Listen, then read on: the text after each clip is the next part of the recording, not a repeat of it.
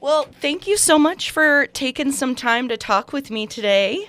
Oh, you're welcome. Thanks for having me on. All right. Well, it seems like you started playing at a very young age, and you started performing with legends like Bill Monroe and Flatt and Scruggs as a kid. What did those early experiences teach you?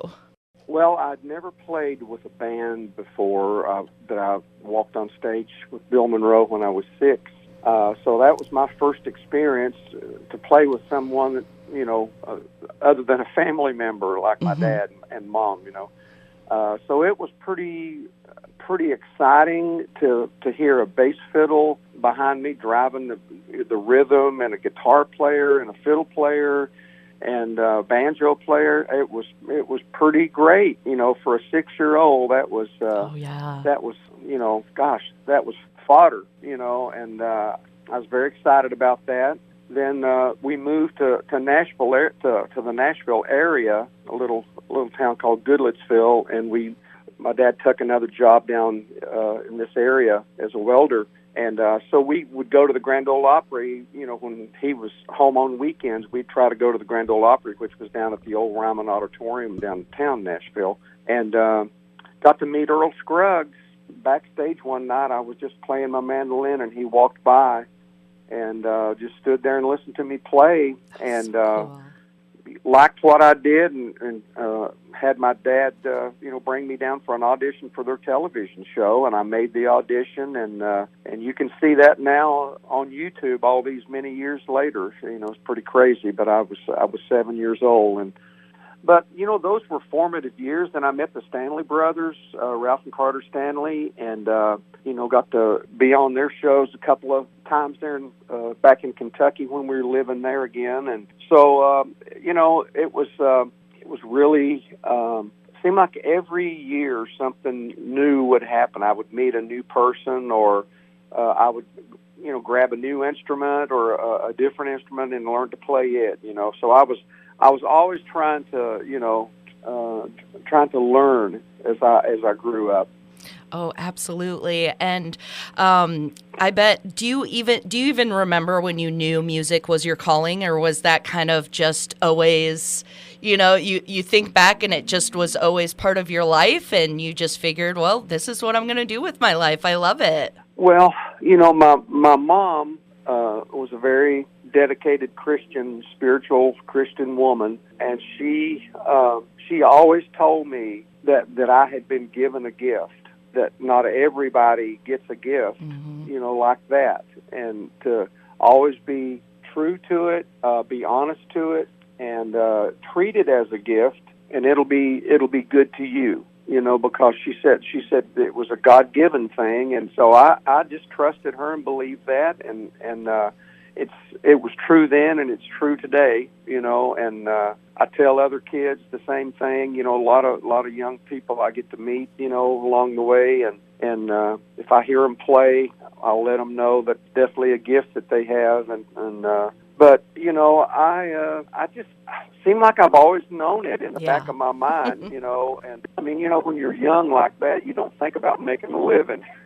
Right. Your all your needs are provided by your mom and dad, but when you get 16, 17, 18 years old and you're out of school and you're thinking about what am I going to do, how am I going to pay my car, payment and stuff. Oh, yeah. But it seemed like all of that just kind of fell in line, and I started really playing professionally when I was about 15 years old with Ralph Stanley. I started working with him and making a little bit of money, on the weekends, and still in school, but I got out, at the end of my 16th year, I got out, from school and started playing with him full time.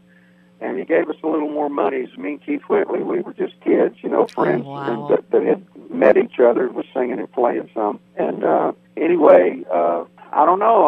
I've been able to make a living doing it, and I'm thankful for that. Absolutely. I bet since playing at such a young age, you have quite an instrument collection. Do you have multiple mandolins and guitars? Yeah, I've got quite a few of all of those that you mentioned. Do you Yeah, have I've one got that's to. like your favorite, or one that has a special story, or maybe one of your oldest instruments? Well, one of the oldest ones that I have is one of my favorites for sure. It belonged to a guy named Pee Wee Lambert, and he played with the Stanley Brothers back in the 40s Oh, and wow. early 50s, and was an incredibly great singer. And so I have his mandolin because I was such a fan of his singing abilities, his high singing, and his Hmm. mandolin playing. He was the best musician in the Stanley Brothers at one time, until Ralph kept getting better and better and better on the banjo. But anyway, that's one. I don't travel with it a lot, Right. but I do have one that I do travel with. That's my favorite mandolin to play on the road for sure, and I'll have it with me when we come up to Hampton. Yay! Yes, we are so excited. And when I tell other people, they're kind of amazed that we have this big of a star. And I'm like, hey, Franklin County Fair knows what's up and has got the Well, great we're Ricky excited about Skaggs coming. coming for Yeah. sure. All right, I've just got one more question for you before we go. Okay. What is your favorite song that you've covered, or maybe a favorite cover of one of your songs that someone else has done? Well, we love doing Highway 40 Blues and Uncle Yes, Pen and yes. Wouldn't Change You If I Could, and you know songs that I've had number one country hits Hmm. on. We love trying to do those, but there's a song that never was released as a single. It was on a album for me, but Paul Overstreet wrote it, and I've been singing it a lot here lately. And it's just such a great story song. It's called the Halfway Home Cafe, and Paul wrote it and sent me a demo of it, and I just fell in love with the song because it had such a great story in it, and so we'll probably be doing that one when we come Oh, yay. to the fair. So we're excited about coming up, and just really glad they booked this year because we love playing in Iowa. Used to have some family up there, Oh, really?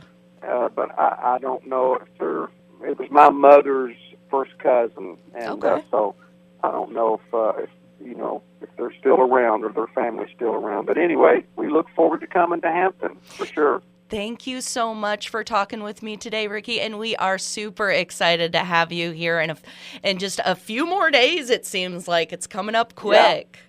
Well, yeah. thank you so much, and we'll be seeing you soon.